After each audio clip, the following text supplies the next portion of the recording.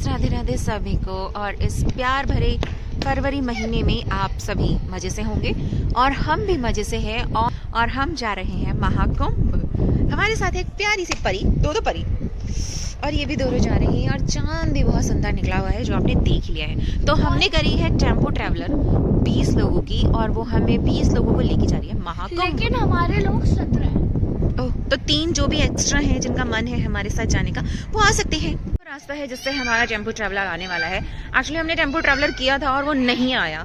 फिर हमने 25-30 कॉल मिलाए और फाइनली हमें एक टेम्पो ट्रैवलर मिल गया जो हमें ले जाने के लिए तैयार है। भाई महाकुंभ का बड़ा ही रश है, डबल रेट में जा रहा है ये। पहले 45 में गया था, 65 में हुआ है, पर फिर भी हमने गिव अप नहीं करा। We keep on calling and now we are going. लगी क्या? हम सब हो गए लोड बस में और हमारी बस होने जा रही है स्टार्ट। सो गंगे मैया की जय। सर रात की निकली सुबह हो गई, बाहर अच्छा सूरज निकल गया है और अब सुबह के बज रहे हैं 7:30 बज रहे हैं। और हम सीएनजी भरवाने के लिए रुके हैं और सूत्रों के हवालों से खबरें मिली हैं कि 7 घंटे का लंबा जाम है और उसके बाद ही हम प्रयागराज पहुंच पाएंगे। और उसके बाद जाने के बाद हमारी जो टेम्पो ट्रैवलर है वो बाहर खड़ी हो जाएगी और हमें नहीं पता कि हम स्नान कर भी पाएंगे या नहीं।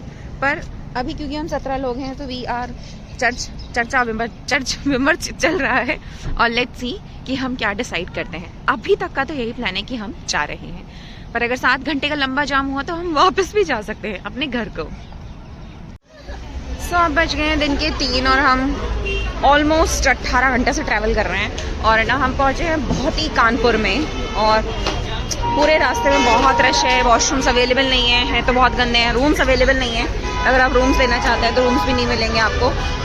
अभी यहाँ से 230 किलोमीटर दूर और है जो हाईवे से जाके मैं इलाहाबाद पहुँचूंगी, वो 230 किलोमीटर दूर और है। और उसके बाद त्रिवेणी पे भी मुझे रश मिलेगा। तो मुझे लगता है कि जब हम नहाने जाएंगे तो रात हो जाएगी।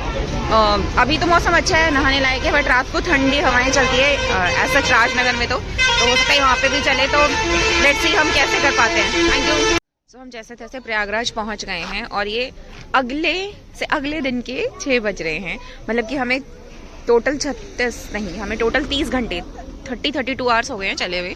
और अब हम प्रयागराज पहुंचे हैं। ठाका गांव बहुत जाम था और ठीकड़ी गांव, और यहाँ से त्रिवेणी अभी भी 30 किलोमीटर दूर है। तो त्रिवेणी में तो स्नान करना इम्पॉसिबल है क्योंकि पूरा पैक है ये।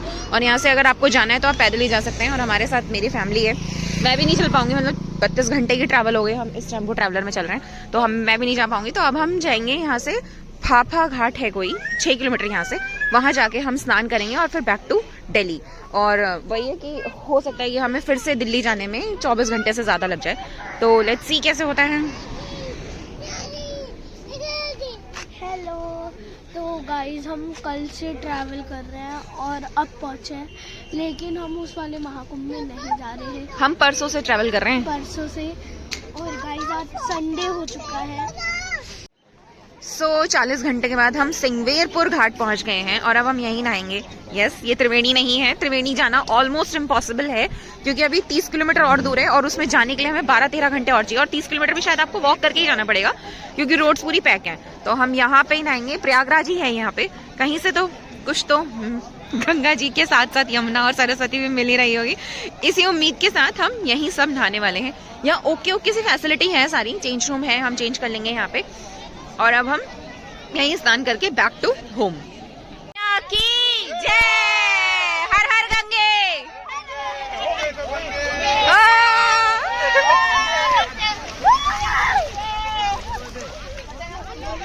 तो फाइनली हमने डुबकी लगा ली है गंगे मैया में और अब अच्छा लग रहा है। अच्छी धूप निकल रही है, बढ़िया से देर आए दुरुस्त आए, गंगे में ही आए कहीं भी आए। और साफ सुथरा पानी लग रहा है, मुझे बिल्कुल भी गड़बड़ नहीं लगी पानी के अंदर।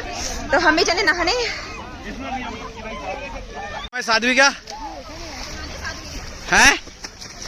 सोनाली साध्वी जय। करो हर गंगे।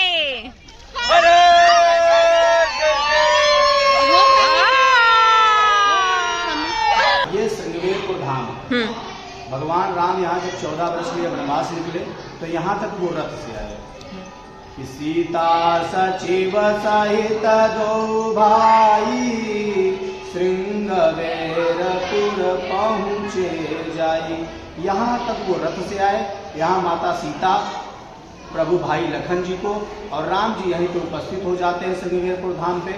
और ये संगम घाट का 51वां घाट, 51वां घाट है ये श्रृंगेरपुर धाम। और यहीं से भगवान राम 14 वर्ष का वनवास शुरू करके यहीं से त्रिवेणी संगम जाते हैं। त्रिवेणी संगम से चित्रकूट धाम को प्रस्थान करते हैं। और यहीं से माँ गंगा मैया का इतना बड़ा यहाँ का इतिहास है कि गंगा मैया गंगोत्री उत्तराखंड से चली हैं और पश्चिम बंगाल की खाड़ी में जाकर के समा गई हैं।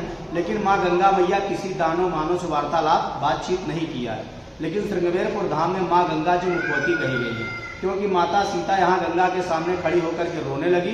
कहती है कि हे मातेश्वरी, मैं राजमहल की रहने वाली महिला हूँ, मुझे क्या पता कि जंगल में कहाँ कहाँ जाना पड़ेगा। माँ गंगा ने आशीर्वाद दिया कि अचल रहे यही बात तुम्हारा, जब लगी गंग जमुन जलधारा। जब तक गंगा और यमुना में पानी है तब तक आप तीनों लोगों की जिंदगानी है, परेशान मत होइए। तो यहाँ का महत्व इतना बड़ा है कि यहाँ का जल अगर घर ले जाया जाता है तो किसी भी प्रकार का जो दुख कष्ट इत्यादि होता है वो दूर हो जाता है और समस्त कार्यों की सिद्धि हो जाती है। राधे राधे, राधे। जय हो।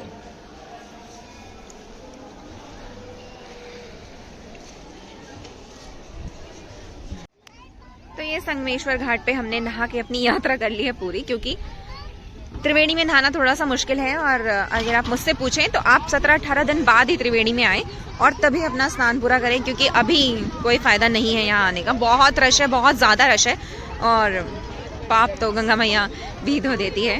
तो इस टाइम में आने का कोई मतलब नहीं होता। जैसे हम लोग आए हैं 30 किलोमीटर चल के जाने का भी कोई मतलब नहीं होता। इवन इस घाट पे भी बहुत रश है।